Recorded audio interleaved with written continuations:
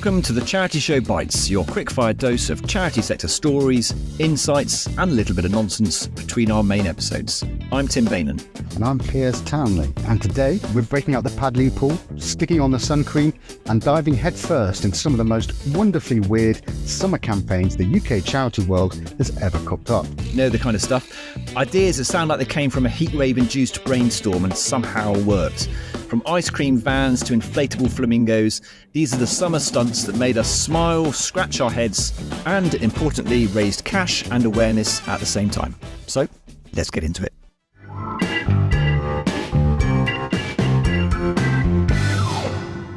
First up, we're going to start with ice cream, the summer favourite. Back in 2019, Breast Cancer Now celebrated their Wear It Pink summer fundraiser with what can only be described as peak British eccentricity. They assembled over 250 volunteers in Regent's Park to form the world's largest human ice cream cone. Volunteers dressed in vanilla and strawberry-coloured ponchos, wore cherry hats, and stood inside a giant cone structure. The photos were surreal to say the least, but it made the national press and gave a big boost to Breast Cancer Now's summer fundraising. What about you, Tim? Dressed up as an ice cream in the many hats of charity work that we both find ourselves in? Not recently, but I love the idea. The irony of that is, though, dressing up in full-on like ponchos and stuff on a hot day with hats and all that, it's going to be the absolute opposite of what they'll be needing ice cream after that. Sounds like hard work to me. It does, doesn't it? That's dedication to a cause, isn't it? I think you're right. Yeah. Now, the next one's a little bit down your road, Piers. Paddleboarding on the Thames. Now, I know you're not a paddleboarder as such, are you? You're more of a kayaker than a paddleboarder. No. Have you seen the condition of the Basingstoke Canal? I don't want to fall in there. I'll stick in the kayak rather than balancing on a paddleboard. Fair enough. Anyway, stand-up paddleboarding is huge, as you know. Just doing it ordinarily down a canal is hard enough. But now imagine doing it the entire length of the Thames. That's what a group of volunteers did back in the summer of 2023 for Mind in Haringey. They paddled 215 miles, that's 215 miles from Gloucestershire to the Thames Barrier.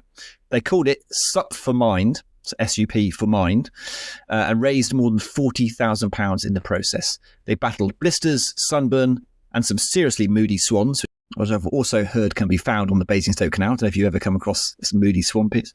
But they said afterwards that the mental health cause kept them afloat throughout. So amazing stuff, paddleboarding with swans.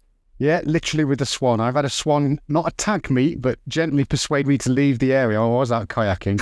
And for about 30 minutes, it followed me down. I didn't realise they were nesting there. It was terrifying. Because close up, swans they're big old units.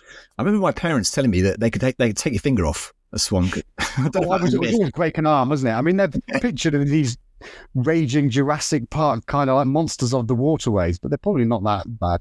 And next up, you may have heard of goat yoga. It is safe to Google that in a work environment, but in 2022, Cats Protection launched a Summer of Cat Yoga campaign.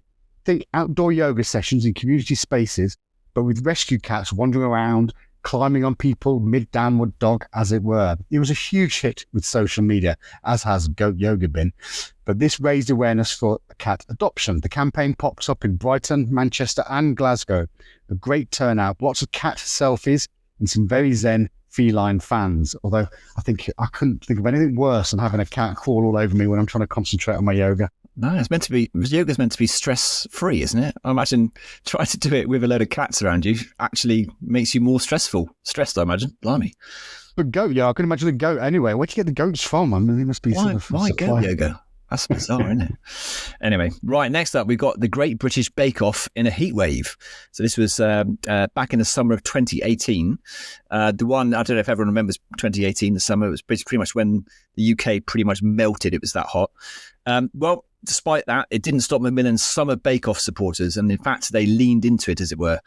They hosted bake sales in gardens, on beaches, even in ice cream vans. One group in Devon went full Mad Max with it and baked brownies using a solar oven made from tinfoil and a car windscreen reflector. That sounds pretty dubious to me, but apparently it worked. Anyway, they raised over £1,200 and avoided turning on a single oven. They used the power of the sun to bake. Amazing. Next up, it's Suits in the Sea. Bear with us. In 2021, a local business team in Hastings raised money for St. Michael's Hospice. by donning their best business suits and walking straight into the sea. Yep, fully dressed, ties, cufflinks, even briefcases. They called it Suits in the Sea, funny enough, and the image of a dozen drenched professionals wading around in the channel was enough to get them national media coverage. Amazing. It's a bit Reggie Perry. Do you remember? That's a bit old school, I was about to say, back in the day. He walked into the sea, didn't he, in all his gear, I think. Yeah. There you go. Now, this is a good one. Next one's a cracker, actually. This is the Flamingo invasion of 2017, the famous Flamingo invasion. It's an RSPB initiative. So they took over front gardens, basically, across the UK in 2017 with their Flamingo Flock campaign. People could donate to have a flock of 10 to 20 bright pink flamingos mysteriously appear on a friend or neighbour's lawn overnight. It worked, like charity elves do, but they were more neon, obviously. They're being bright pink. Very tongue-in-cheek, but it raised over £100,000 across that summer for local bird conservation projects. So imagine that. Someone could donate, and then you could open your curtains in the morning, Piers, and there's a whole flock of plastic flamingos on your front lawn. I do like a flamingo, I must admit. Plastic flamingos, the way forward. So finally, we're on to lemonade stands and the world's largest lemonade stand. It's a shout out to the Liny Foundation. In 2022, they attempted the world's largest lemonade stand. It spanned across 50 locations, all on the same day, with hundreds of kids selling lemonade from mitochondrial disease research. I hope I've said that right. It raised £150,000 just in one day and gave parents a break and kids a chance to feel like micro-entrepreneurs. Not bad for a humble jug of squash and a paper cup. So what a fantastic shout that was. £150,000 one day. That's pretty good going, isn't it? For just a basic lemonade stand. I think that's great stuff. Amazing. Sometimes the simplest ideas are the best, I think. Yeah, keep it simple, isn't it? Definitely. What about you in your throughout your career, Piers? Summer campaigns that are bringing to your charity, have they ever taken a slightly summery spin? I'm just trying to think, actually. No, we don't think we have. But there are ideas to have big ice cream bake-off's not the right word. But yeah, I think there are plans and ideas in the firm. A big bake-off or big barbecue bake-off or something like that along those lines, I think would probably do very well.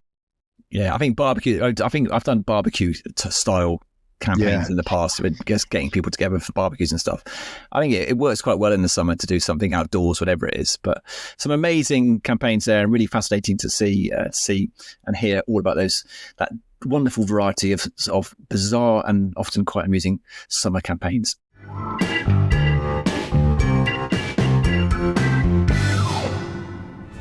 So there you go, summer campaigns that may be mad, but definitely made a difference. And if you've seen a brilliantly bonkers fundraiser or won one yourself, do let us know. We're always on the hunt for the strange and inspiring from the UK charity world. And if you like this episode of the Charity Show Bites, give us a follow or a 5-star review. It really helps us spread the word and keep the stories coming.